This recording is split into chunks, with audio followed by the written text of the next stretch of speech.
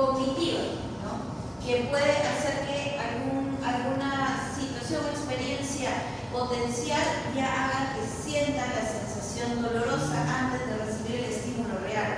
Por ejemplo, ¿no? a una mascotita que le estás educando para adiestrarla quizá de una manera en la cual generas algún tipo de violencia, golpes, el animalito ya cuando sabe que levantas la mano ya sabe que lo que continúa es un golpe, entonces hace esto. Eso viene a ser una reacción del cuerpo ante el dolor que ya es cognitivo, o sea, ya lo aprendió, ya sabe qué sensación viene después de esa actitud, ¿no? Porque ya lo aprendió.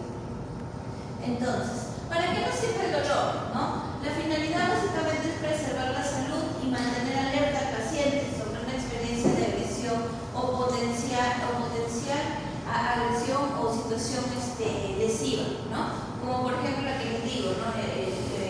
Un animalito puede saber que va a recibir una agresión y por consiguiente su cerebro lo alerta, haciendo sentir la sensación dolorosa antes incluso de recibirla, porque ya tiene la experiencia previa, ¿no? Es algo muy similar como la empatía que a veces podemos tener, quizás si alguno de nosotros o de ustedes ha tenido alguna fractura y ves algún accidente, es como que te vuelve a doler el incidente que tuviste, ¿no? Como que se genera esa empatía, ¿ya? Ahora, sabemos que existen los receptores según el tipo de estímulo, ¿no? Por ejemplo, cuando hay dolores a nivel del dolor propiamente dicha, las terminaciones pueden ser libres, podemos encontrar los corpúsculos de Pacini, que son los que van a recibir sensación de presión, ¿ya?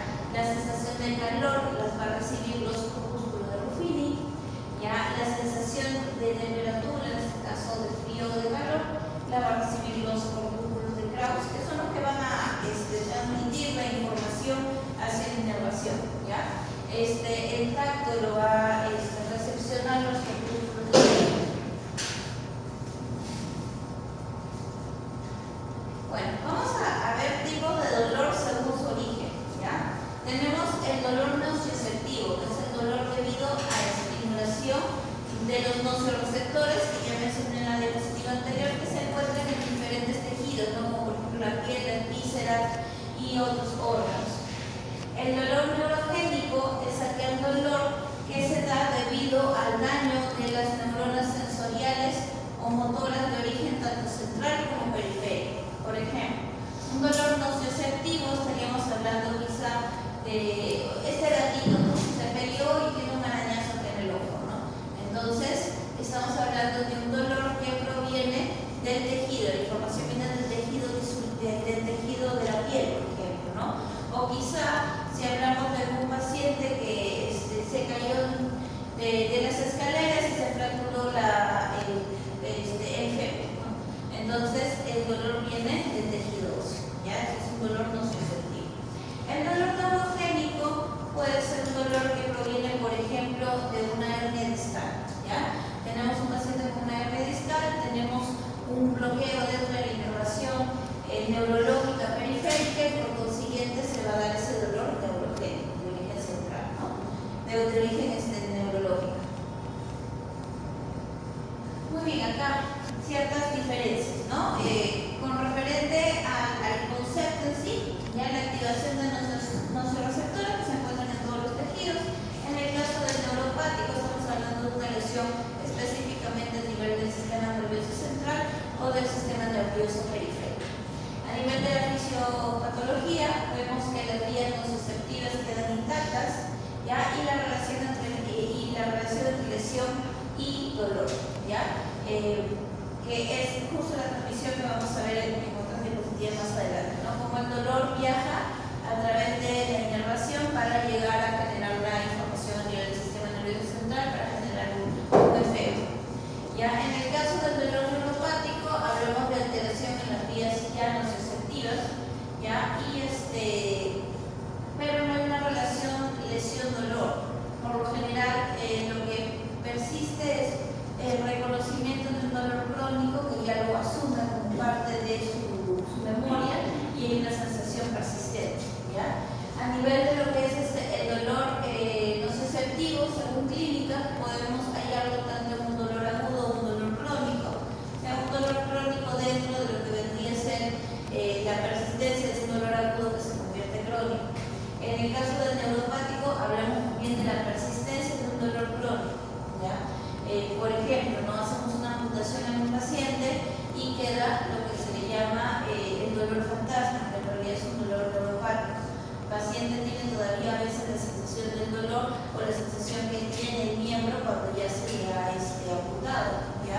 y eso a veces incluso puede generar que el paciente se automutile más, ya, la zona del riñón. O sea, es un dolor que hay que tratar, ya, y bueno, es un importante componente emocional también hay aquí, ¿no? Por ejemplo, en humanos se ve mucho este dolor neuropático en pacientes que sufren de fibromialgia, ya. Los pacientes que sufren de fibromialgia tienen este tipo de dolor. No es un dolor real, no es un dolor, digamos, ya que el sistema nervioso lo asume de esa manera. Ahora, vamos a definir ciertos conceptos, ¿ya? ¿Qué cosa es la algesia? La algesia es la capacidad de sentir dolor, ¿ya? Con referente a lo que es la analgesia, la reducción o la anulación del dolor. La hiperalgesia es el aumento o disminución del umbral para responder a un estímulo nocivo, ¿no? Por ejemplo, puede ser el aumento de la respuesta, ¿no? Va a sentir la respuesta magnificada, va a ser la respuesta, más de lo que realmente significa ese dolor. O en tal caso, el umbral del dolor va a ser más bajo, que la sensación que va a tener con referente a ese dolor va a ser mayor de lo que normalmente debería ser, ¿ya? La alodinia es el dolor producido ante estímulos que usualmente no causan dolor, ¿no? Otra característica que quizá podemos ver mucho en pacientes con fibromialgia, ¿no? Tiende a darse esto, ¿no? Bueno, ahora definamos el dolor según la presentación en el tiempo, ¿no? Tenemos el dolor agudo, que es la experiencia sensorial producido por un daño que es actual y que a estructuras somáticas, viscerales o neurogénicas, ¿no? Por ejemplo, pueden verse este tipo de dolor tanto antes como después y en el trance quirúrgico o en traumas que puedan haber sido severos en el paciente, ¿no? Por ejemplo, un paciente que ha sido atropellado, desde el momento del incidente va a haber un dolor agudo, durante el proceso de recuperación, o por ejemplo, si llega a una cirugía va a tener un dolor dentro de la intervención quirúrgica, que el dolor como tal es una sensación consciente, ¿ya? Cuando lo hablamos en términos de cirugía, cuando ya no hay conciencia del paciente por el sometimiento de los fármacos, ya estaríamos hablando no de dolor, sino de nociocepción, ¿ya? Entonces, digamos, acompaña en todo el proceso la sensación dolorosa, y en el postquirúrgico obviamente también va a haber una sensación dolorosa. Todo eso todavía se llama dolor agudo, ¿ya? Ahora, por ejemplo, ¿no? A este paciente que se le ha hecho una enucleación, ¿no? Entonces en el momento del incidente empezó con el dolor, se le hizo la enucleación, durante la cirugía hubo nociocepción, y posterior en el postquirúrgico también hay que hacer tratamiento del dolor, ¿no? Porque todavía hay persistencia de lo que es la cicatrización de esta lesión herida que se ha hecho para obviamente generar una curación al paciente. Por ejemplo, aquí tenemos una vaca con mastitis, ¿no? Eso también es dolor agudo, ¿ya? O un paciente que quizás tiene obstrucción urinaria, también es un dolor agudo, ¿ya? Cuando ya decimos que hay un dolor crónico, cuando hay persistencia del curso natural del daño agudo, o sea, el dolor agudo se convierte en dolor crónico cuando hay persistencia de este dolor y la patología es duradera en un tiempo, ya sea de manera continua o de manera intermitente, ¿no? Esto, para que califique dentro de ello, tiene que ser mayor de 3 a 6 meses de duración. Por ejemplo, un paciente que tiene una subluxación una luxación neuromuscular, mientras no se ha tratado, ese dolor se va a convertir en el tiempo en un dolor crónico. El paciente lo está confiando, ¿ya? Pero se va a convertir eso ya en un dolor crónico, lo cual hace quizá más difícil algún tipo de manejo médico, clínico, quirúrgico para más adelante.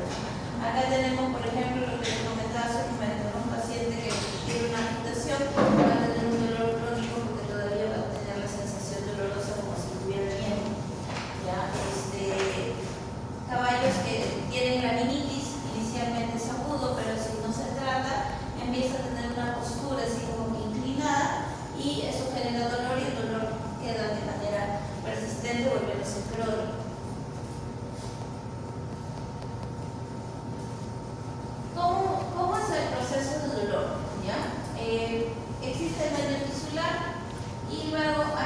eventos electroquímicos que van a generar la nocicepción hasta que llega al cerebro y este se vuelve una percepción a nivel cerebral, ¿no? Convirtiéndose ya en dolor, porque ya viene a ser una sensación consciente. Componentes anatómicos que van a intervenir en este proceso van a ser los receptores o nociceptores, ya así como los que mencioné en la segunda diapositiva. Van a estar las fibras nerviosas, ya receptor, médula, corteza. Va a estar la médula espinal que se va a dedicar a transportar, digamos, la información hasta la corteza central, el núcleo talámico, hipotalámico, para que sea consciente la sensación. La vía de dolor en todos los mamíferos, incluyendo los gatos, es similar. Incluyendo los gatos son unos casos particulares. Así, el estímulo que produce el dolor en una persona también lo puede hacer en el gato. O sea, muchas veces nosotros en el gato no podemos deducir mucho situaciones dolorosas porque el gato para todo el tiempo en estado de alerta. Entonces muchas veces eso nos va a camuflar quizá el poder identificar el dolor porque el paciente no lo va a denotar, ¿no? Porque está en estado de alerta, ¿no? Lo cual quizá con un perrito no pase, ¿no? Un ejemplo, ¿no? Cuando observamos a un paciente canino con dolor abdominal, lo vas a encontrar tirado en el suelo, triste, congojado y piensa que se está muriendo, ¿no? Un gato con dolor abdominal está escondido, asustado, pero alerta, ¿no? Entonces, si no estás muy pendiente de ciertas características, puedes incluso decir, ay, el gato está molesto, está escondido, ¿no? Pero no, o sea, está teniendo una situación de dolor, pero lo manifiesta de una manera diferente. Pero digamos que el transporte del dolor es el mismo, ¿no? Entonces, por ejemplo, hay una sensación dolorosa, esta sensación dolorosa se traduce, se transmite, se modula y se percepciona, ¿no? A nivel central. Entonces, como vemos, hay una traducción a través de los nervios periféricos, luego se transmite hacia el sistema periférico, hacia la médula espinal y de ahí pasa hacia el cerebro.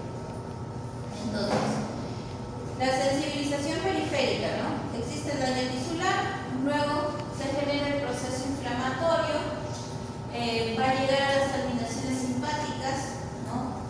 Activando así ya los nociceptores de umbral alto y nociceptores de umbral bajo. Y bueno, ¿cómo se da el proceso inflamatorio hacia las terminaciones simpáticas? Va a haber producción de proinflamatorios que son mediadores de la inflamación, como la citoquina, la prostaglandina, la leucotrieno, sustancia P, norepinefrina, maquinas y las histaminas, ¿no? Todas estas van a ser químicos que van a estimular o producir ciertas reacciones en el cuerpo para generar los procesos de dolor, ¿no? Lo va a traducir ya de la sensibilidad y ahí ya va hacia las terminaciones simpáticas. Entonces, el incremento de la respuesta y la reducción del umbral de los nociceptores en la periferia de los estímulos, ¿ya? Entonces, esto es lo que vamos a identificar en este proceso, que va a incrementar la respuesta en el cuerpo porque se van a producir estos mediadores proinflamatorios y de la misma manera los umbrales nociceptivos van a reducir un poco su umbral para que puedan traducir, digamos, esta sensación. Entonces, a nivel central llega el estímulo nocivo, va a haber un incremento en la excitabilidad de las neuronas del asta dorsal, va a haber una respuesta modificada y esta se va a traducir en dolor. Ahora, sabemos que también puede llegar la información a través de la A, B, y los mecanorreceptores de bajo umbral, ¿no? Hacia la respuesta modificada y de ahí se produce a dolor. Entonces, es el aumento de la capacidad de la respuesta de los nociceptores a nivel del sistema nervioso central, que se ubican en el asta dorsal. Bueno, mecanismos moleculares y celulares del dolor, ¿no? Tenemos a un paciente que tiene dos estímulos dolorosos, ¿no? Le duele, ha recibido un golpe en la cabecita y le duele la patita, tiene una bandita. Entonces, ¿qué va a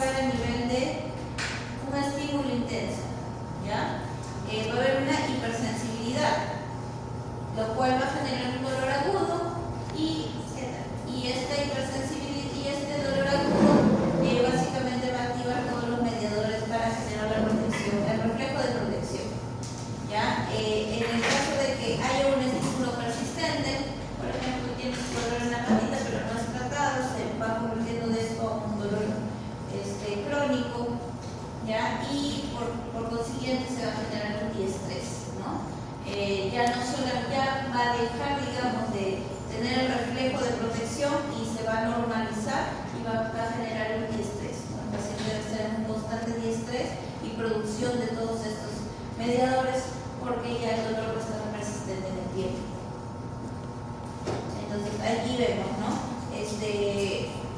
Cómo, por ejemplo, se transmiten diferentes estímulos, ¿no?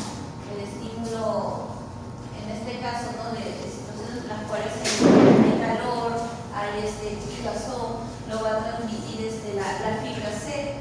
En el caso de algún dolor mecánico, ya lo va a transmitir la fibra A delta. En el caso de quizá algún estímulo de sensación, ya puede ser el alfa beta, la fibra alfa beta, ¿no? La que va a transmitir esa información, ¿no? Como vemos, la va a transmitir a través de las neuronas, las neuronas afferentes primarias, va a ir hacia el ganglio dorsal y luego va hacia la médula espinal, ¿ya? Llevándolo hacia el sistema nervioso central.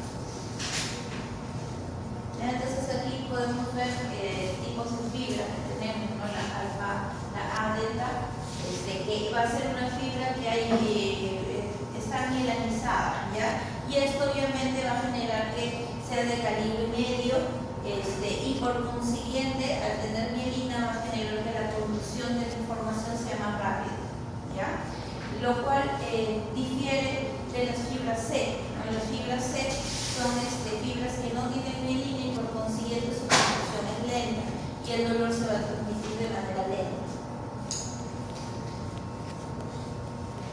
Entonces aquí tenemos, ¿no? Por ejemplo, una sensación normal, ¿ya?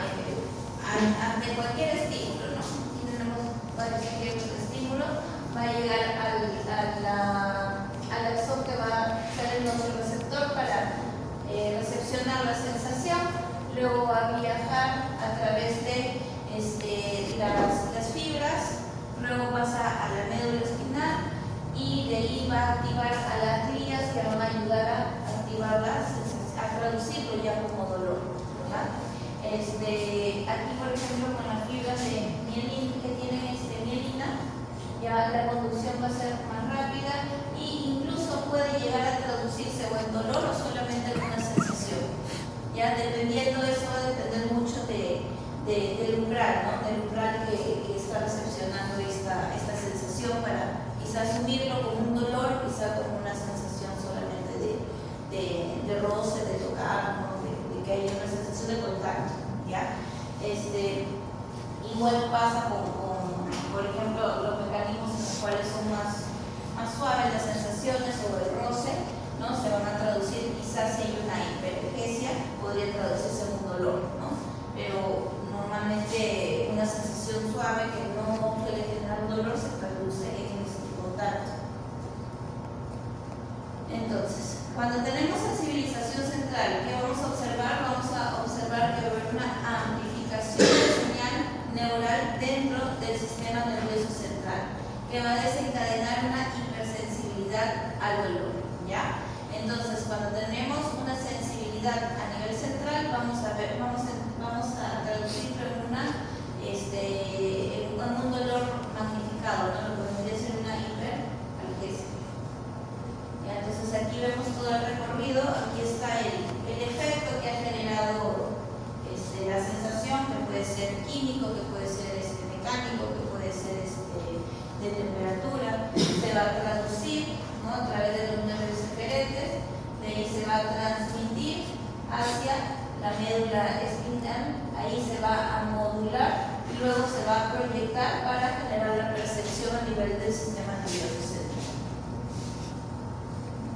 Así como hemos visto, cuando hay en este caso una sensibilización central, va directamente, igual, sigue el mismo recorrido, pero ya no se traduce solo en dolor, sino se traduce en una hiperalgesia, ¿ya? Y y quizá también va a haber algunas fibras que lo van a producir solamente en contacto, ¿no?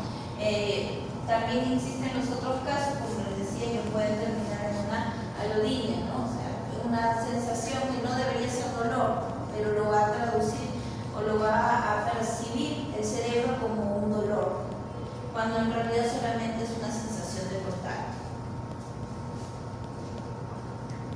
Ya. Entonces, ¿qué es lo que vamos a observar en una sensibilización central? Que va a haber señal mediada por los receptores MNDA, ¿ya?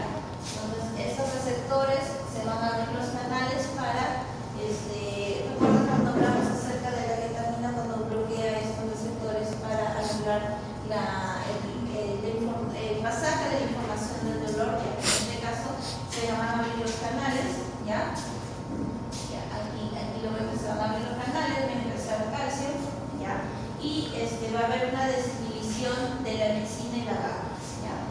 Eso es lo que vamos a ver, se van a desinhibir, o sea, no van a estar activos, van a activar, y va a haber una activación de la microglía, ¿no? La microglía, que es la que finalmente hacia el nivel del sistema nervioso central va a activar y va a generar la percepción.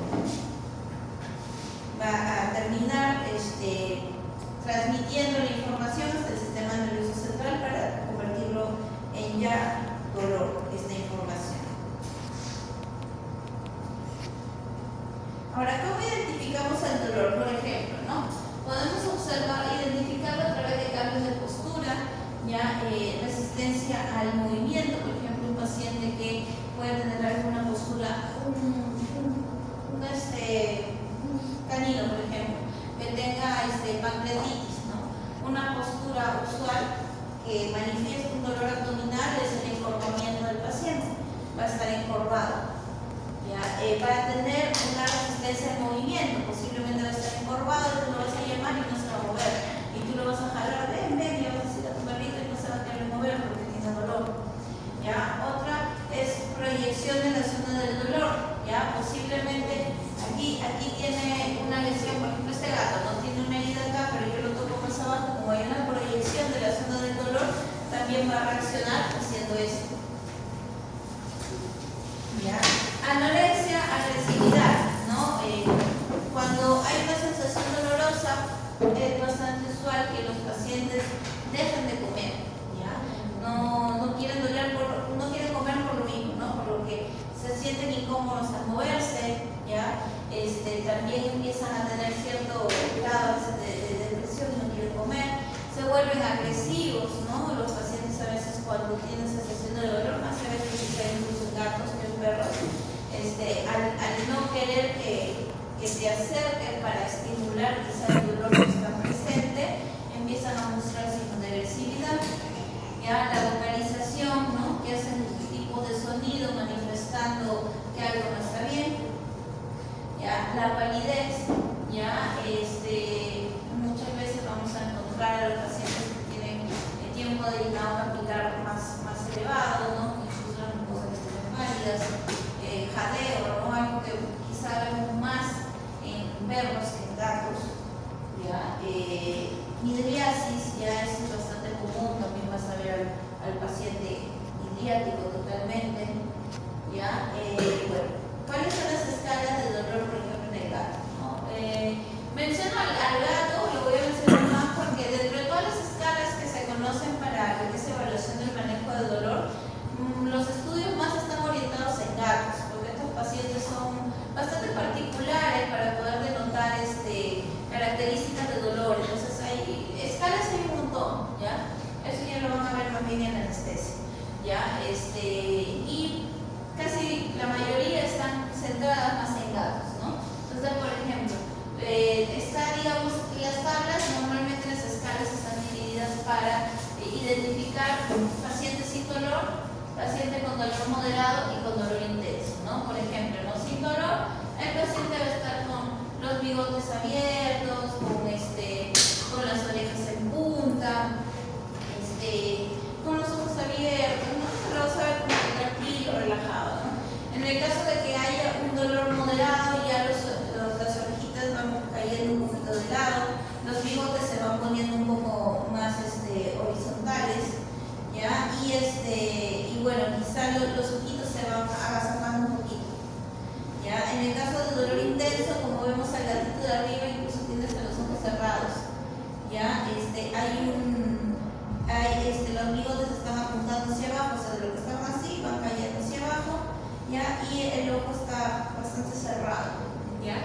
Bueno, entonces, tener en cuenta lo siguiente, ¿no? Que hay que realizar una evaluación del dolor antes y después de cualquier procedimiento doloroso o del tratamiento, ¿no?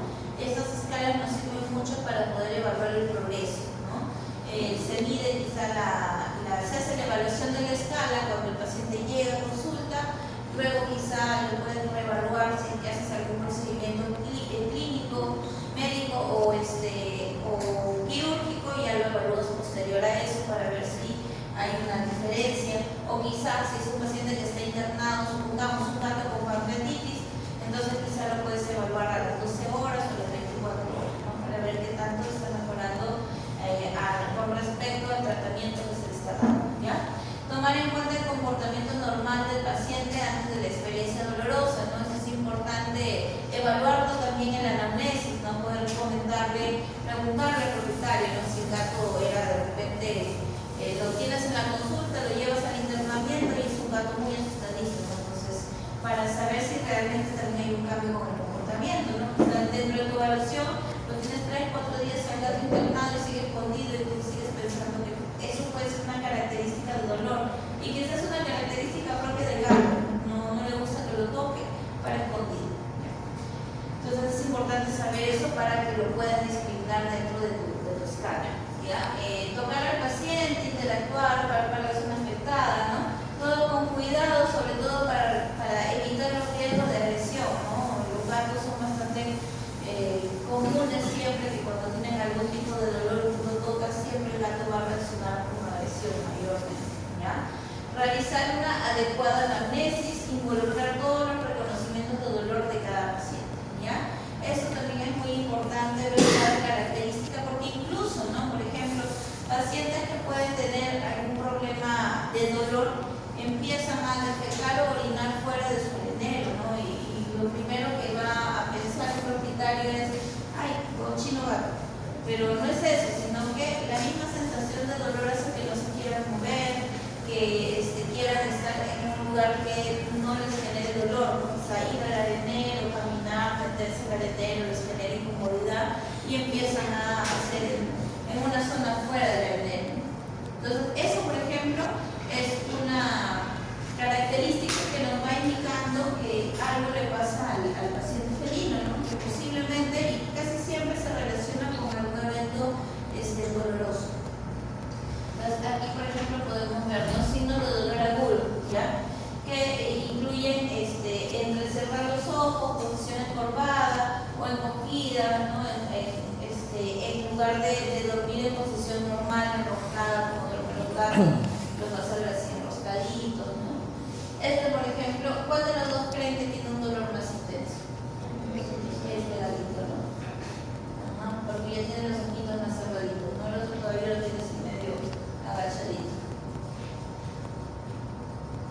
En este caso, por ejemplo, tenemos al gato, tiene las orejas hacia abajo, ¿ya? El hocico tenso. Si te das cuenta de la diferencia entre los bigotes es bastante marcado. Salivación. La altura de los ojos, ¿ya? Salivación. A menudo se considera una mueca, ¿ya? Una mueca, eso lo vamos a ver en la escala de Grimes. Hay un ajuste orbital que hace que los ojos estén casi cerrados, no en una posición inclinada.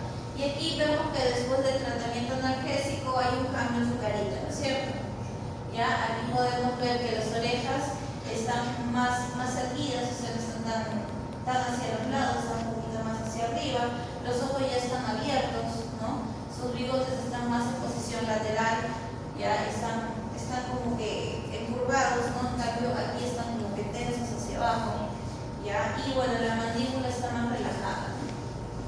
Entonces sí se nota una diferencia en un paciente. Entonces, una de las escalas que son bastante reconocidas para manejo de dolor, la escala de Glasgow en felinos, ¿no? Que básicamente identifica estas siete 7 características, ¿no? Vocalización, postura,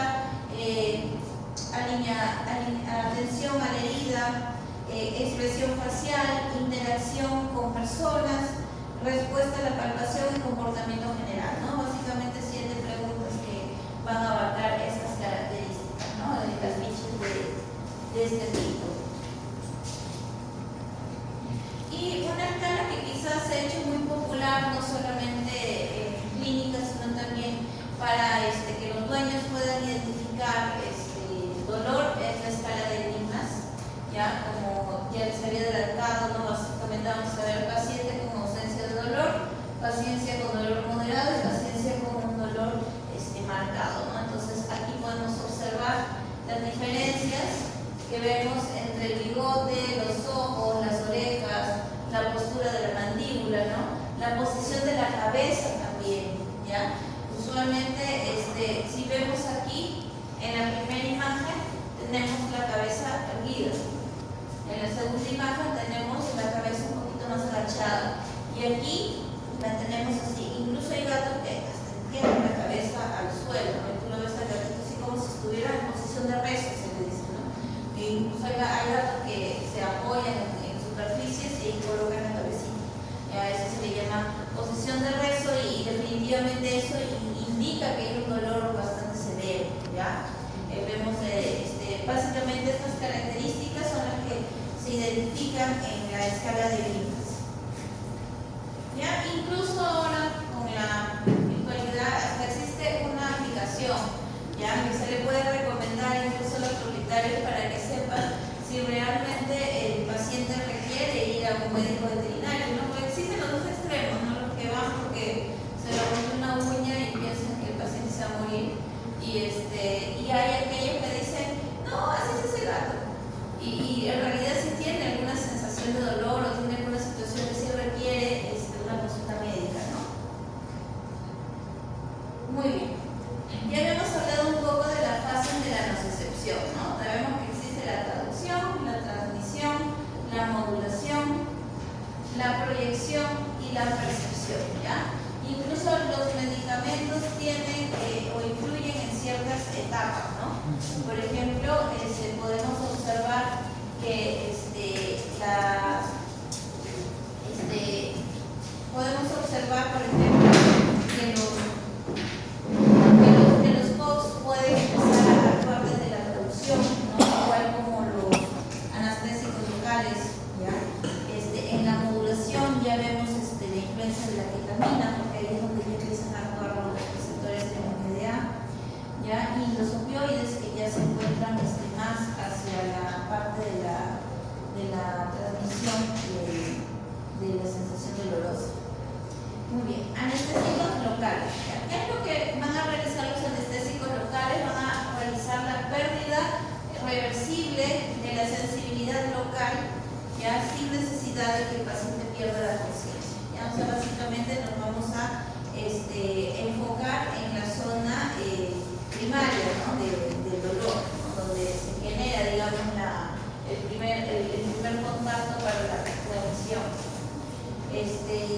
Ya sabemos que están formados por anillos aromáticos que son hipoclínicos, ¿ya? Lo cual va a generar una mayor potencia, ¿ya? A ese nivel. Ya tiene tipo de enlace, tiene una velocidad de metabolismo, de acción, de duración y acción, ¿ya? Y va a tener un lado de la amina también que es un poco hidrofílico. Entonces, por ejemplo, tenemos a una lidocaína, que es una base débil, ¿ya? Entonces, en un tejido normal que tiene un pH 7, va a ingresar, ¿ya? En estado no ionizado va a ingresar el producto, ¿ya? Va a ingresar el producto y luego se va a ir hacia la neurona eferente, ahí generando todo el efecto, ¿ya? Ahora, ¿qué pasa si tenemos acidosis tisular, ¿no? O extracelular? Se va a reducir la eficacia y la biodisponibilidad intraneuronal del producto. O sea, cuando hay, por ejemplo, una reacción inflamatoria, va a haber un cambio en el pH de la zona y, por consiguiente, el estado va a estar altamente ionizado, va a haber mayor cantidad de hidrógeno y eso va a hacer que sea más difícil que pueda pasar por el tejido inflamatorio hacia una neurona ejecutora, ¿ya? Entonces, tener en cuenta que entonces los anestésicos locales no pueden ser directamente colocados en la zona inflamada, ¿ya? Cuando hacemos, por ejemplo, un bloqueo, se tiene que realizar en la inervación que va a llegar hacia la zona, ¿ya? No, por ejemplo, una neoplasia, no voy a infiltrar directamente a la neoplasia, se lo voy a hacer en los nervios periféricos para que por irrigación transmitan la conducción del bloqueo de la inervación a esa zona. ¿Ya? Entonces aquí, por ejemplo, vemos otro ejemplo gráfico. ¿Ya? En una situación normal, vamos a ver que va a ingresar el producto, se va a poder, va a tener una buena absorción, ¿ya? Lo cual aquí, por ejemplo, no lo vemos, no van a ver algunos canales bloqueados, ¿ya? Se va a tener una pobre absorción, va a haber una pobre cantidad de anestesia aquí, no se va a dar el efecto que esperamos. Entonces, el mecanismo de acción básicamente es que la membrana va a absorber, va a haber una penetración del producto hacia la membrana, ya va a haber a través de los canales lo que se va a entrar sodio y va a haber el impulso nervioso, ¿ya? No va a modificar el potencial de reposo, disminuye la velocidad de despolarización y la conducción, ¿ya? Aquí, por ejemplo, vemos cómo la droga ingresa a través de la membrana y va a bloquear uno de los canales para que ingrese, ¿ya? Y se queda ahí en el citoplasma, ¿ya? De la misma manera lo vemos aquí, ¿ya? En lo normal es que vaya a ingresar sodio para que se genere la sensación dolorosa, pero ¿qué hace el químico del anestésico local? Va a bloquear estos canales y por consiguiente no va a haber una transducción dolorosa, ¿ya? Ni la apertura de canales. Ya. En el caso de bloqueos regionales, donde usamos la lidocaína o la bupivacaína, por ejemplo, tenemos entre los más conocidos el bloqueo epidural, ya que se utiliza en diversas especies. Tener en cuenta que hay un espacio, como lo dice el nombre, epidural, donde se coloca realmente el fármaco. Ya, graficándonos, digamos, anatómicamente, tenemos el ligamento supraespinoso, ¿ya? El ligamento interespinoso, el ligamento amarillo, ¿ya? Y aquí están las vértebras, ¿no es cierto? Entonces, cuando ingresamos, ¿ya? Este ligamento amarillo tiene un sonido particular cuando ingresa la aguja, ¿ya? Muchas veces cuando no se hace una aplicación de la anestesia epidural ecoguiada, por ahí pueden haber ciertos errores, porque por más que tengas experiencia, a veces puede ser un poco difícil que puedas notar cuando pasas el ligamento amarillo, ¿ya? A veces no estás posicionado de buena manera y no llegas a traspasarlo y puedes colocar la anestesia aquí, ¿ya? O incluso puedes traspasar el espacio epidural, ¿ya? Entonces, lo ideal es que la colocación de la anestesia epidural sea ecoguiada, ¿no? Ahora la tendencia es que sea ideal de esta forma, porque así tengas experiencia haciéndole epidural como, bueno, yo la verdad que la mayor parte de yo la verdad que lo hago de manera manual, por decirlo así,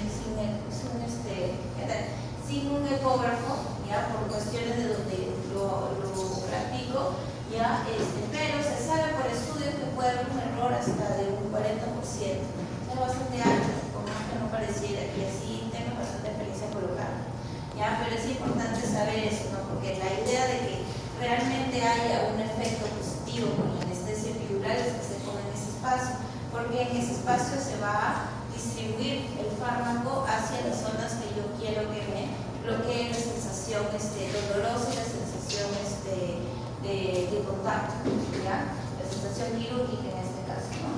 Aquí tenemos, por ejemplo, en este caso, esta anestesia se llama la paravertebral, ¿no? Utilizas varios nervios aquí, bloqueas varios nervios para, por ejemplo, hacer una incisión. En el caso de vacunos, bastante común para la realización de una cesárea, ¿ya? O también la que se conoce, esta de aquí, que es la L invertida, ¿no? Se hace un bloqueo anestésico aquí, se coloca lidocaína así en forma de L y también te sirve para, por ejemplo, para cesáreas o algún manejo a nivel abdominal.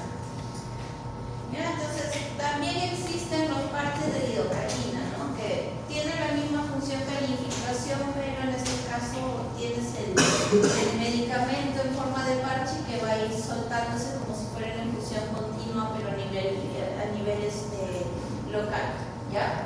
También existe la aplicación de lo que vendría a ser una anestesia regional intravenosa, ¿no? En la cual se coloca un torniquete, ¿ya? Y se utiliza mucho quizá para algunas amputaciones distales, ya que se ve también bastante mayores, ya que se utiliza bastante en vacas, en lo cual tienes que ser, sí es muy importante hacer un buen torniquete, ¿ya? Porque la colocación de la anestesia tiene que quedar solamente en esa zona.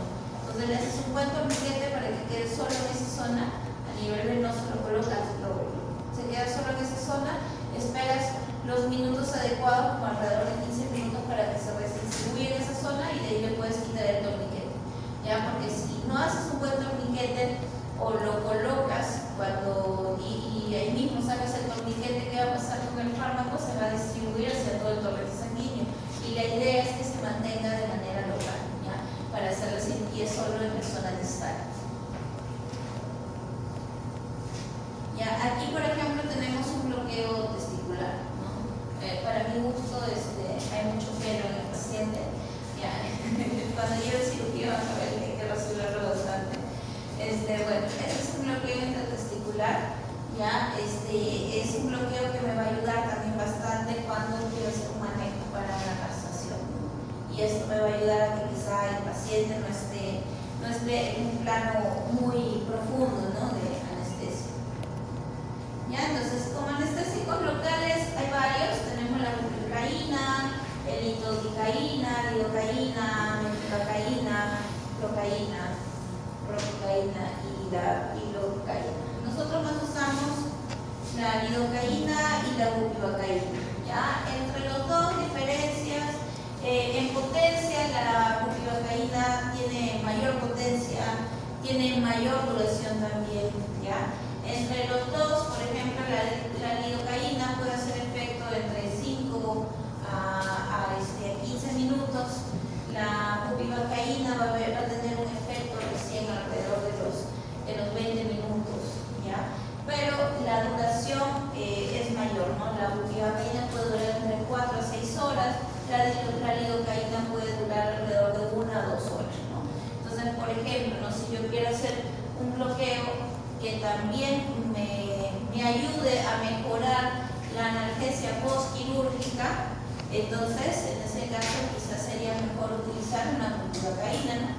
En cirugías, por ejemplo, ortopédicas, sería mejor usar una bupivacaína porque es conveniente que el dolor se vaya manejando en el postquirúrgico también. Entonces, si el bloqueo le dura varias horas posterior a la cirugía, me va a ayudar con el tema del manejo de dolor postquirúrgico. Con referente a la lidocaína, que se la puedo utilizar en una castración, en una OVH de una perlita sana, ¿no? Donde no requiero que la analgesia, al menos potente, me dure más tiempo, ¿no? Sino quizá manejarlo con algunos analgésicos que no sean tan potentes, porque el dolor que se genera ante cirugías de pacientes sanos que no son tan dolorosas o no son tan intensas, a diferencia de quizá algún tipo de fractura o algún tipo de compromiso con ya un dolor previo, ¿no? Antes del prequirúrgico. ¿Ya? Entonces acordémonos un poco de los alfa-2 agonistas, ¿no? Entonces sabemos que la adrenalina básicamente se va a distribuir entre estos tres receptores, ¿no? La alfa-1, alfa-2 y la beta. En el alfa-1, ¿qué va a generar contracción del músculo liso, vasoconstricción periférica. En el alfa-2 va a haber una contracción del músculo liso, va a haber una inhibición de la transmisión. ¿Ya? En el caso del beta va a haber contracción del músculo cardíaco y relajación del músculo liso. Entonces aquí observamos, ¿no? La silacina va a ir hacia el receptor alfa 2, pero también sabemos que la silacina tiene tropismo en los receptores alfa 1, ojo, ¿ya? Por eso es que la silacina va a tener va a tener efectos diferentes en algunos aspectos con referente a la metomidina o la desmetomidina, ¿no? Para lo que es manejo de dolor y en anestesia más nos convendría solamente trabajar con los alfa 2, ¿ya? Por eso es que si hablamos de los alfa 2 agonistas, mi mejor opción sería usar una metomidina, una desmetomidina incluso sería una mejor opción. Son más potentes hacia ese receptor, ya que la silacina. La silacina se puede repartir entre los dos, ¿ya? Y ya. Entonces vemos que la silacina puede ir aquí, al receptor alfa 2, ¿ya? Y va a ser un feedback negativo hacia la vesícula sináptica, ¿ya? Y la norepinefrina va a quedar como suelta.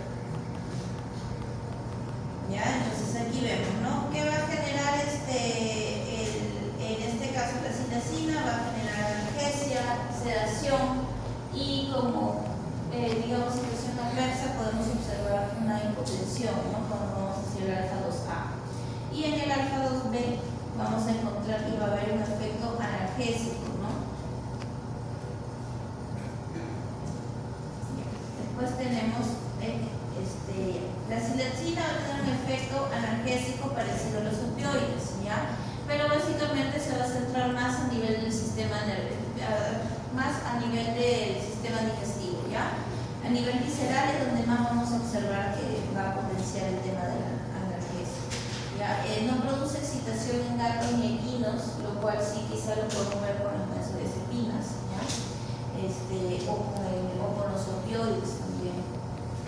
Es potente analgésico visceral en equinos, ¿ya?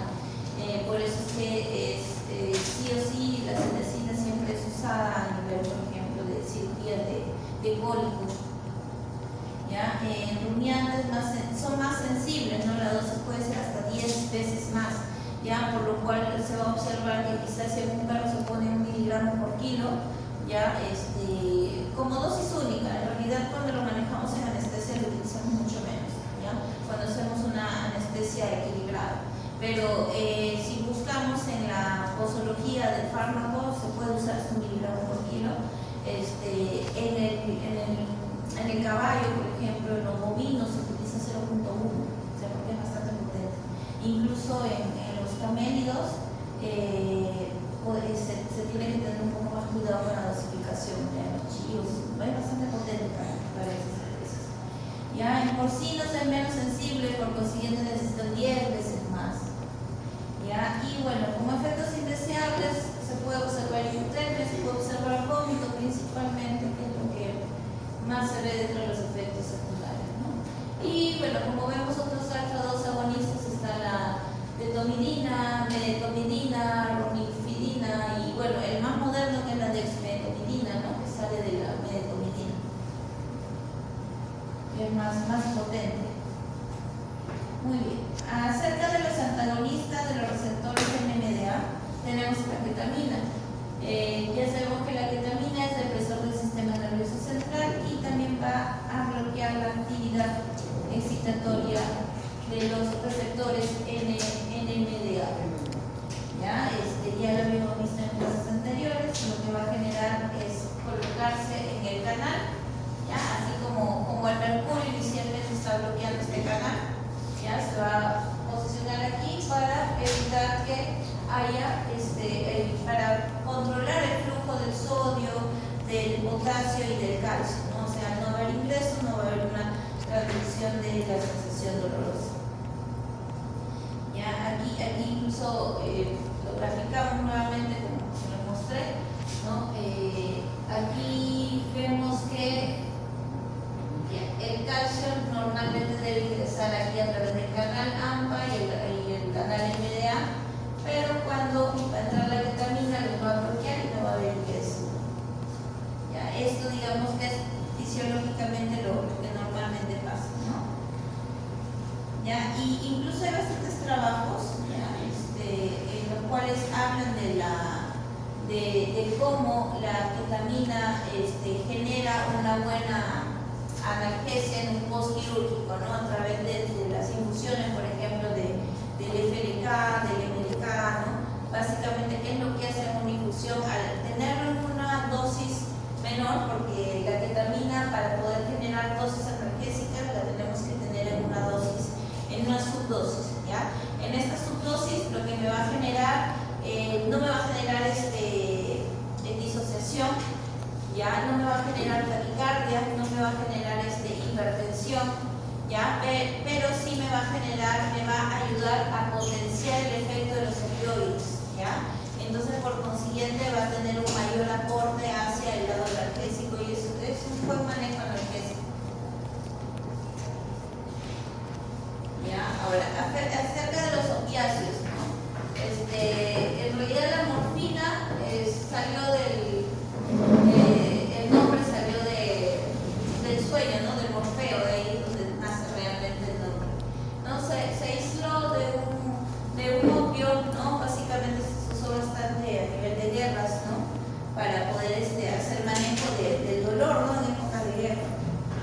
Ese es su origen del opioide, ¿no? Y bueno, sabemos que los opioides tienen una clasificación naturales, semisintéticos, sintéticos y los péptidos endógenos, ¿no? Principalmente nosotros manejamos más los sintéticos, ya que en teoría los sintéticos son más, sus efectos secundarios o contraproducentes son más controlados que los naturales, ¿no? Por ejemplo, la codeína y la morfina son muy buenos, tienen un buen nivel de analgesia, pero por ejemplo, ¿no? La morfina tiene muchos efectos adversos a nivel del vómito, ¿no? Son un poco más hipotensores que los sintéticos, ¿no? Igual que la codeína.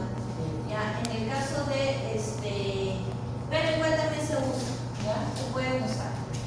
Todo depende de la combinación que hagas, quizás para reducir los efectos adversos, ¿ya? Pero podemos utilizar otros fármacos que quizás no tengan esos efectos adversos y podemos usarlo con mayor seguridad. ¿Ya? El fentanilo, el remifentanilo, por ejemplo, la metadona, ya lo utilizamos bastante en veterinaria. El tramadol se utiliza siempre como un adjunto en caso de perro, ¿no? En caso de perros, los receptores, no hay tantos receptores en los cuales el tramadol realmente genere el efecto analgésico como tal, entonces básicamente se utiliza como potenciador de otros analgésicos, ¿no? Lo que vendría a ser en una analgesia multimodal, si se puede usar el tramadol dentro de todo un protocolo conjunto, ¿no? Pero no como principal opioide para manejar dolor, ¿no? En el caso de gatos sí, ¿no? En el caso de gatos incluso se puede usar a una dosis un poco menor de lo convencional, ¿no? En gatos puedes usarlo de 1 a 2 miligramos por kilo, ¿no? En perros se puede usar de 3 a 4, incluso hay literatura que indican hasta 5 miligramos por kilo, ¿no? Por el hecho de que no hay una buena respuesta analgésica con el tramadol solo en perros. Ya, la metadona también es usada en veterinaria, quizá no es tan popular, pero también se usa. Muy bien, receptores opioides, recordando que tenemos al mu, kappa y delta. Principalmente más vamos a encontrar receptores mu, ¿ya? Y siempre van a intervenir la proteína G dentro de lo que sería la activación del AMP cíclico. Dentro de esto. Entonces, cuando vamos a tener tropismo hacia los receptores mu y los receptores delta, lo que vamos a observar es que se van a abrir los canales de potasio. En el caso del kappa va a haber un cierre de los canales de calcio, ¿ya? Y lo cual va a generar una hiperpolarización neuronal y de las terminaciones nerviosas, ¿no? Lo que va a generar una inhibición de la sinapsis y por consiguiente va a haber una reducción del glutamato, que el glutamato, ¿qué es lo que va a hacer? Y va a ser parte de lo que es de la activación, ¿no? De la acetilcolina y se iba a generar un efecto de activación. al reducirlo vamos a evitar eso, ¿no? Va a haber una depresión dentro de la neurotransmisión. ¿Ya? Entonces sabemos que en el MU vamos a activar analgesia, sedación, depresión respiratoria, va a reducir la motilidad gastrointestinal. Ya entonces tengamos esto en cuenta quizá para aquellos pacientes que dependen de la motilidad gastrointestinal para tener no tener complicaciones a nivel de su sistema digestivo, ¿no? Por ejemplo, los caballos, los conejos, ¿no? Es importante quizá tener en cuenta que si vamos a utilizar un opioide, también utilizar un procinético posteriormente o a la par, ¿no? Dependiendo cómo usamos el opioide, si en una cirugía lo vamos a usar parte del tratamiento postquirúrgico. Ya reduce secreciones biliares, incrementa el apetito, ya, pero también puede haber náuseas y vómitos, ya, y es inmunomodulador. Ya, el receptor kappa va a generar analgesia, sedación, también va a reducir la motilidad gastrointestinal, también va a incrementar el apetito y las náuseas y el vómito. En el caso del delta vamos a ver que hay analgesia, hay incremento de apetito y hay inmunomodulación, ¿ya? Y bueno, también hay el sigma, pero en muy poca cantidad. Entonces, la clasificación según la selectividad por receptores, ¿no? Cuando hablamos de un agonista puro, estamos hablando de la morfina principalmente, pero también podemos hablar de la metadona, la mepetina, la peptidina, el fentanilo, la codeína, la alfa-fentanilo. Aquí también entra el fentanilo, ¿ya? Como agonista puro, ¿ya? ¿Qué quiere decir? Que va a generar, solamente va a ser agonista, ¿no? Principalmente receptores MU, ¿ya? Agonista parcial, la buprenorfina, ¿ya? Que solamente va parcialmente a agonizar. Y agonista, antagonista, está el naburfine, el butorfanol.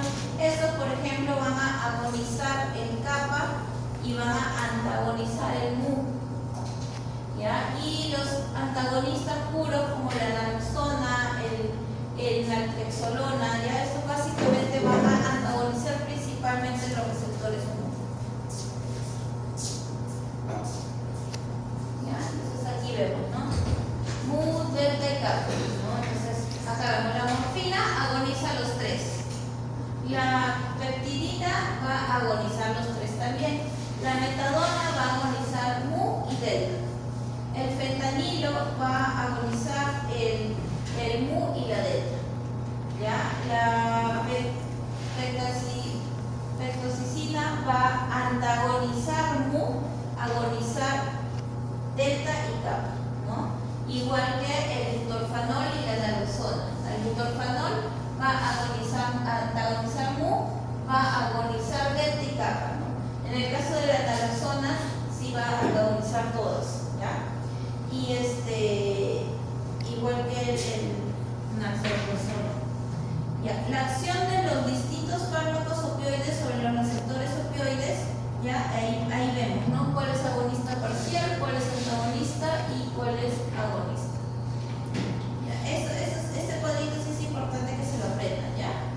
Porque, por ejemplo, si queremos antagonizar un opioide como el butorfanol, ¿ya? Y quizá lo que queremos es quisiéramos quizá tener un mayor efecto de los receptores MU, no lo vamos a tener porque ya está antagonizado. Entonces una naloxona no me va a servir para revertir quizá algún efecto inverso que sospecho que podría ser un opioide. Porque si recuerdan los primeros cuadros, los receptores MU son los que tienen mayores efectos en el paciente, ¿ya? Por ejemplo, si yo observo una depresión respiratoria, ¿ya? Y al paciente le he puesto un butorfanol, ¿me va a servir ponerle naloxona? No, porque el butorfanol no me está generando la depresión respiratoria, porque ya de por sí lo está antagonizando. ¿Y por qué se genera la la depresión respiratoria por los receptores MU, como lo vamos a observar acá. ¿Okay? Y los otros receptores no me están generando depresión respiratoria, ¿ya? Por eso es importante sabernos esto, ¿ya? Bueno, opiáceos, vamos a ver, ¿no? ¿Qué van a generar? Van a generar dentro de sus efectos estimulantes, ya a nivel del centro vagal, ya, por eso es que podemos ver que hay vómitos, el óvulo motor, área prostrema y el centro nociceptivo, ya, básicamente va a generar analgesia a ese nivel. Vamos a observar también que va a ir hacia la musculatura lisa del estómago y la constipación, o sea, va a generar una antidiarrea. Y también vamos a observar que va hacia la uretra, vejiga y esfínteres de la vejiga. Ya, en el caso de los depresores vamos a ver que va a haber una analgesia a nivel de sensación de dolor, ya estallido de ánimo, es antitusivo, ya, por lo cual va a ir hacia el centro de la tos, ya, y el centro respiratorio, por eso es que vemos que lo deprime hacia ese nivel, ¿no? Entonces ya no va a haber reflejo de oxígeno, ya, y bueno, va hacia el centro del vómito, lo deprime. Entonces tenemos tejidos dañados, ¿no? Acordamos que dentro de la fisiología, cuando hay un daño tisular, lo primero que va a existir es la liberación de mediadores químicos, como la prostaglandina, la histamina, la prostaglandina, histamina, quimina, la prostaglandina y quiminas o la prostaglandina. O sea, como ven, la prostaglandina está en todos los efectos, ¿ya? Esa es la que siempre va a salir. Ahora, ¿qué cosa va a pasar con cada uno? En el caso que salga la prostaglandina y histamina, va a generar una vasodilatación y por consiguiente se va a ver una congestión capilar o rubor en la zona del daño tisular, ¿no? Por ejemplo, cuando quizá tú te quemas, la piel se pone roja, ¿cierto? Ya. A eso lo llamamos rubor. Cuando hay segregación o liberación de prostaglandinas, histaminas y quininas, vamos a ver que hay un aumento de la permeabilidad capilar, lo cual va a generar tumor, o sea, un aumento de fluidos y células del plasma al tejido dañado, ¿no? Entonces lo que nosotros vemos como una hinchazón, ¿no? Entonces quizá yo hago esto, me golpeé y en un rato voy a ver que tengo como una especie de tumor, ¿ya? Porque recordemos el concepto básico, tumor es todo aquello que tiene una protuberancia, ¿ya? Entonces, después, cuando hay segregación de quininas y prostaglandinas, ¿qué vamos a observar? Vamos a observar dolor, ¿ya? El dolor debido al tumor por los mediadores químicos, ¿no? Como se va a inflar, inflamar toda esta zona, ya me va a generar dolor, ¿no? Como cuando sientes que te empieza a latir y empieza a presionar esa zona, ¿no? Por el tumor que se ha generado. Y las prostaglandinas como tal pueden generar fiebre, ¿ya? O sea, va a haber calor, acumulación de sangre, pirógenos, ¿ya? Por eso es que estas características tenemos que acordarnos porque los antiinflamatorios nos van a servir para eso, para contrarrestar esto. Ahora, la clasificación de los antiinflamatorios, ¿ya? Tenemos los no esteroides, los esteroides y los inhibidores de la LOX, que son antagonistas de la leucotrienos, ¿ya? Principalmente nosotros trabajamos con los esteroides y los no esteroides, ¿ya? Entre los esteroides tenemos a las dexametasona, ¿no? Los conocidos corticoides, ¿ya? Y a los no esteroides tenemos a los inhibidores de la LOX, ¿ya? Y a los antagonistas de los receptores F4, ¿ya? Entonces ahora vamos a ampliar un poco cada uno de ellos, ¿ya? Los inhibidores de la LOX, ¿ya? Por aquí vemos, por ejemplo, los carnofenos, ¿ya? Las aspirinas en caninos que también hay, pero aquí no lo usamos mucho, ¿ya? El filocoxib, ¿ya? Que ya hay más coxibs que han llegado aquí a nuestro medio, ¿ya? Y bueno, el efecto 4A, ¿ya? Entonces los inhibidores de la COX van a generar los 4A, ¿no? Así como las 3B, de ellos son las 4A, ¿ya? Antiinflamatorio, antiplaquetario, analgésico y antipirético. ¿qué sabemos? Cuando hay un estímulo inflamatorio, un daño tisular, ya los fosfolípidos de la membrana celular van a generar ácido araquidónico. ¿Ya?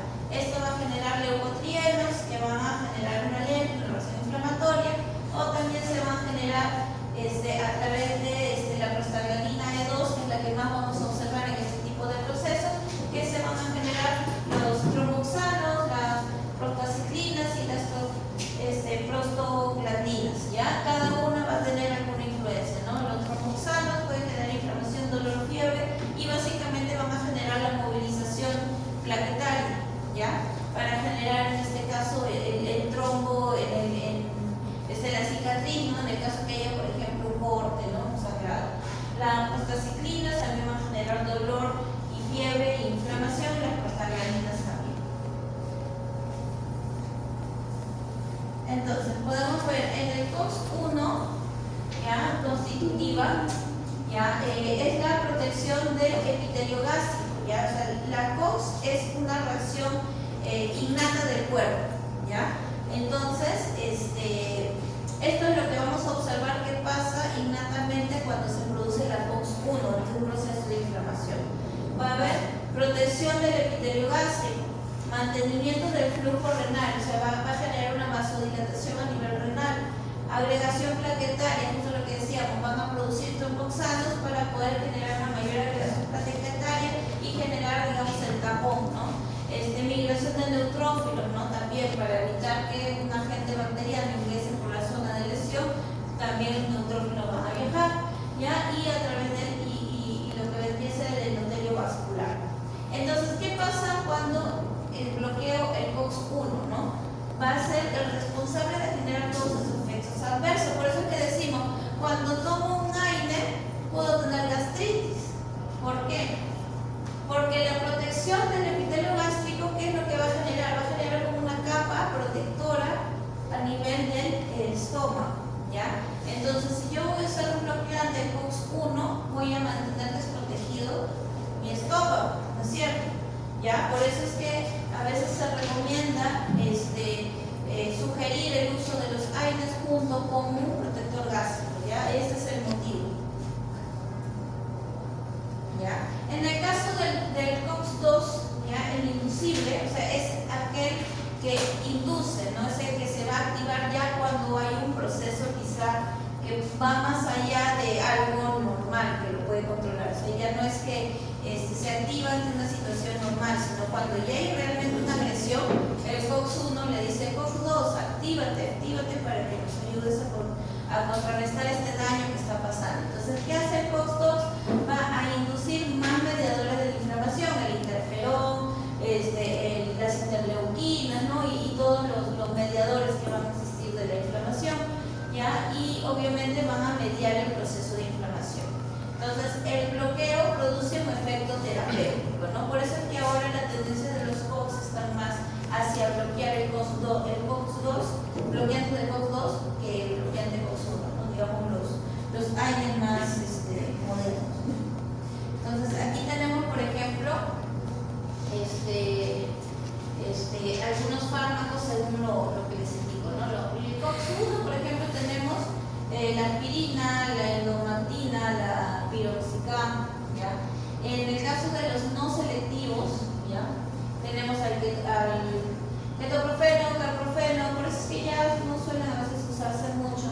COX-2 tenemos el meloxicam, ¿ya? Que es uno de los que más usamos, y ya los selectivos, ya los que sí o sí van hacia el COX-2, que son los que más se recomiendan ahora usar, y sobre todo aquellos pacientes que lo van a usar de manera un poco más persistente, ya el celecoxib, el daracoxib, ¿no? Todas las familias de coxib, ¿ya? Y bueno, acá tenemos, ¿no? También la diferencia entre los no selectivos y los selectivos, ¿ya? Tenemos, por ejemplo, entre los selectivos del COX-2, el celecoxib, ya que van a incrementar quizá como efecto adverso, incrementar el riesgo de los eventos cardiovasculares, va a disminuir el riesgo gastrointestinal, o sea, los efectos gastrointestinales, ¿no? Como no va a bloquear el COX-1 para generar a evitar que se genere ese efecto, ¿no? En el caso del meloxicam y los demás que son preferentemente selectivos al COX-2, ya va a generar un incremento a la afinidad del COX-2, pero no necesariamente solamente van a tener afinidad al COX-2, sino también podrían irse al COX-1, por eso es que son preferentemente. Ya, y obviamente van a generar los efectos adversos al COX-1. Ya, se usa en precaución con pacientes que tienen un aumento del riesgo cardiovascular. A nivel del ibuprofeno y naproxeno, que son no selectivos, ya estos sí pueden generar una depresión en el riesgo de los eventos cardiovasculares, va a aumentar el riesgo de los efectos gastrointestinales, ¿ya?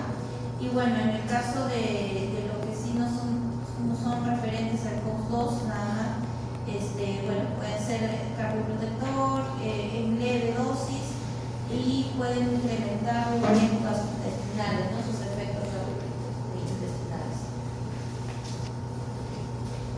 ¿Ya? Por eso es que hay que tener cuidado a veces con los AINES, porque hay algunos AINES que incluso se han sacado del mercado por el efecto cardiovascular que pueden gestionar, ¿no? Como el COX-1 lo que genera es un equilibrio dentro del sistema cardiovascular. Si tú lo bloqueas, puedes generar incluso alguna parada cardíaca, algún efecto cardiovascular.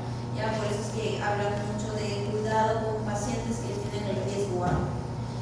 Ya, entonces, la clasificación de los inhibidores del COX usados en animales, ¿no? Aquí podemos ver los salinilatos, ¿no? Que es la aspirina, derivados del ácido propiónico, el ibuprofeno y el ibuprofeno, pero bueno, definitivamente el ibuprofeno no se utiliza en mascotas, sí usamos el ibuprofeno.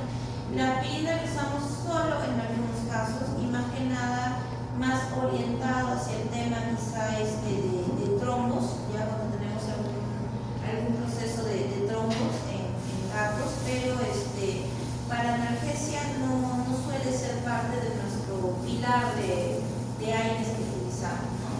Los derivados de la piresolona, el metamizol, ¿no? Que más que quizá, o sea, si bien está aquí como derivado, ya no está en la clasificación de AINE, ¿ya? Ahora el metamizol se considera como un coadyuvante analgésico, ¿ya?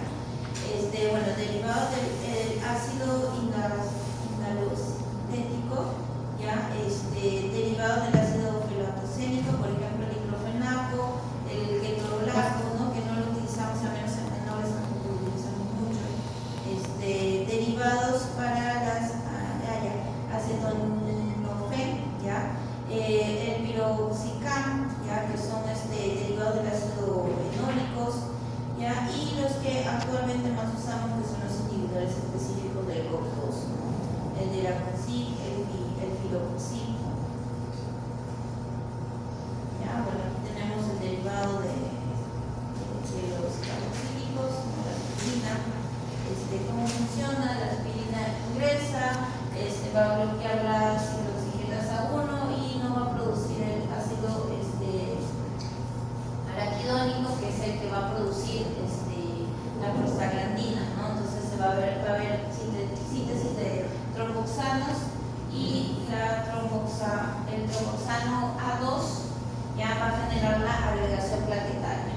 ¿Ya? Eso es lo que estaría haciendo la aspirina, bloqueando todo este sistema, ¿no? Entonces va a bloquear esto y no se va a dar nada de esto.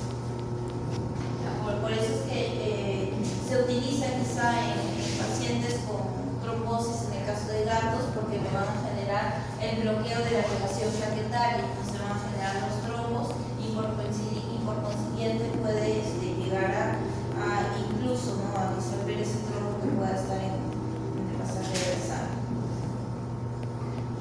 Entonces, justo lo que les decía, en los casos de tromboembolismos, lo podemos usar, ya va a generar una hipercoagulación, ¿no? A nivel de, por ejemplo, pacientes con Cushing, ya que van a tener un aumento en los factores 2, los factores de coagulación, ¿no? 2, 4, 7, 9, 10 y 12, pueden causar, en los casos de anemia hemolítica en cardiomiopatía, sepsis, coagulación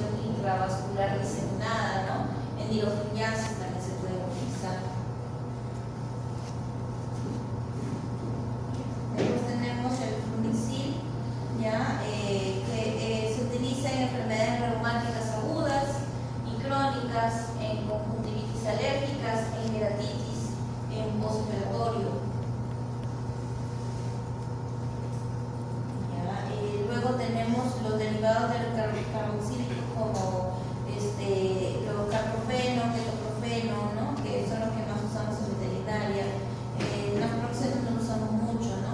El carprofeno lo podemos conocer como Rimadil, también lo tenemos como Carprovel, ¿no? Diferentes marcas, en el cual lo utilizamos, ¿no? Quizá para, básicamente en perros, por ejemplo, lo que me va a bloquear es el COX-2, ¿no? Se van a hacer no específicos, ¿no? Van a ser básicamente que van a seleccionar un poco más el COX-2, pero no son selectivos solo del COX-2.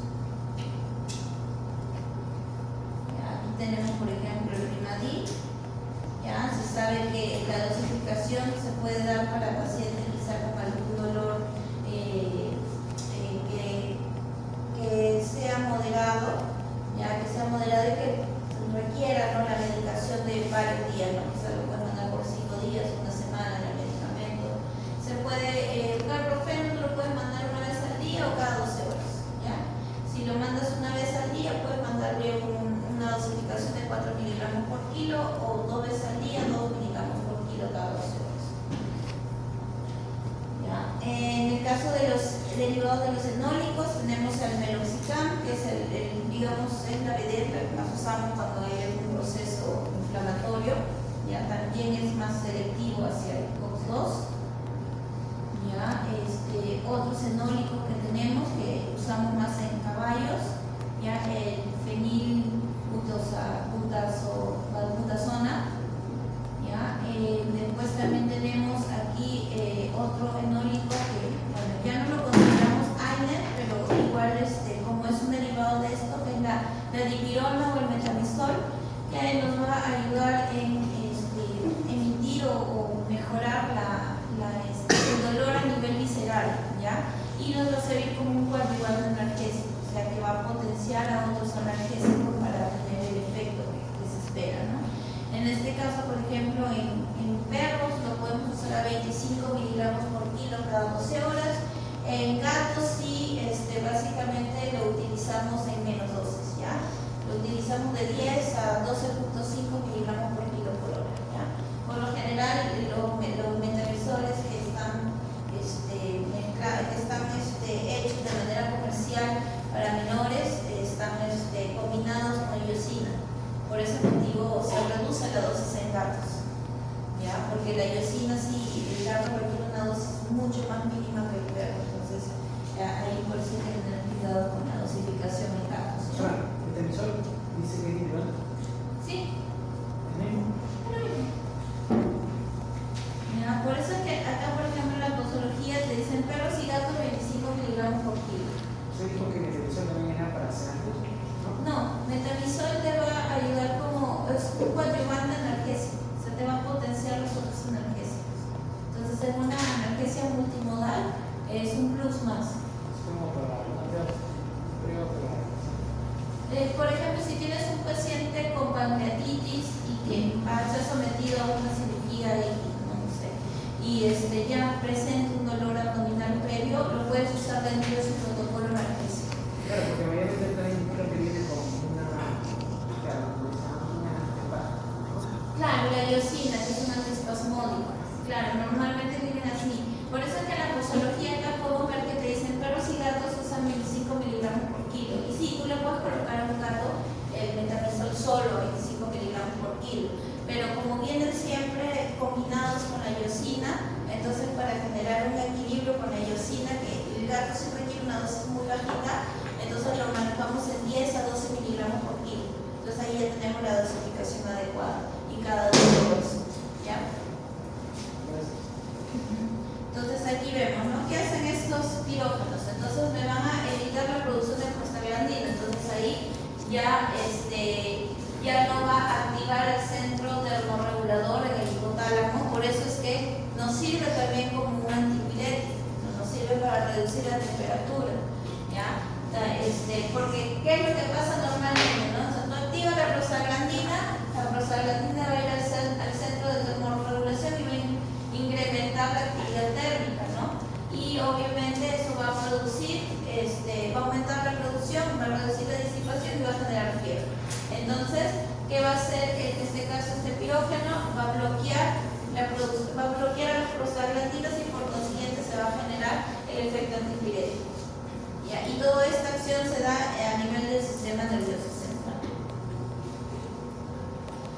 ¿Ya? Bueno, estos AINES, paracetamol o acetaminofeno, que es lo mismo, si bien no se recomienda en el uso de perros, se puede usar también, ¿ya? Pero se usa en unas dosificaciones pequeñas y a pulso. Pero para evitar que el dueño haga tonterías, mejor hay que decirle que no se use, ¿ya? Pero para que sepan, sí se puede usar.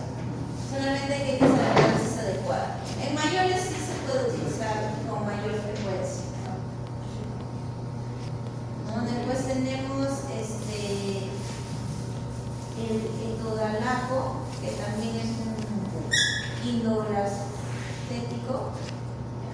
Después tenemos el fenomato, que es un tolfedine. Ya el tolfedine es de un poco más larga acción, ya también es un aire que funciona a nivel de básicamente, principalmente de los COX-2, ¿ya? Y me va a ayudar con ello. A ver, esto de aquí, si no lo leemos después, para que vayamos llenando su cerebro. Ya, puedo se me duerme. Ya, entonces esto lo vamos a regresar. Creo que si me alcanza, ya, ya, tienen 10 minutos, ya, chicos. Vale.